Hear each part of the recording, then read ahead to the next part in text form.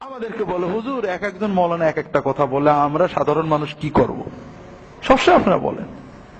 তো ভাইরা, কই ডাক্তারের ক্ষেত্রে তো এটা বলেন না, এক এক ডাক্তার এক একটা বলে, আমরা কি করব এরকম তো বলেন না।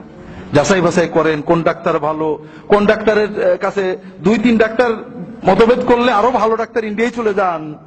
ডাক্তার কি করে ভালো হয় তাও বোঝেন, কোন মেডিকেল কলেজের প্রফেসর, কত দেশ থেকে ডিগ্রি আছে, এত বুঝতে পারেন ভাইরা, আর দিনটা নিয়ে একটু বুঝতে পারেন না। এটা কি সত্য কথা?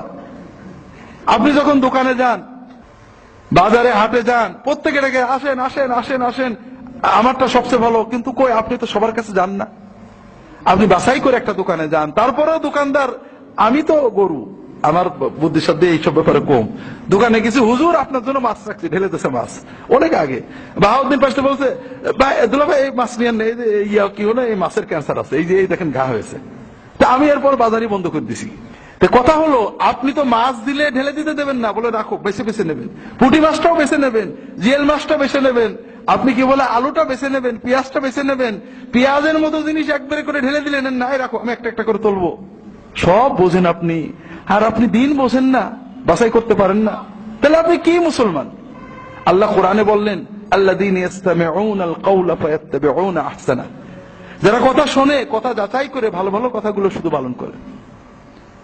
এই জন্য ভালো কি করে বুঝতে হয় এটুকু তো থাকতে, রুচি থাকতে হবে আপনাদের। আপনারা শিক্ষিত, যেখানে রেফারেন্স আছে, যেখানে সূত্র আছে, যেখানে কোটেশন আছে, সূত্র মিলিয়ে চেক করে দেখেছেন হ্যাঁ ঠিক আছে, আপনাকে যাচাই করতে হবে। আপনি আলু যাচাই করবেন, পেঁয়াজ যাচাই করবেন, পচা আলু খেলে আপনি মরে যাবেন না, একটু খারাপ আলু খেলে আপনি মরে যাবেন না, 2 টাকা লস হবে, বেশি লস হবে না। কিন্তু খারাপ মিথ্যা কলবের ইমানে ঢুকে গেলে আপনার ইমান মরে যাবে, দুনিয়া চলে যাবে, আখেরাত চলে যাবে।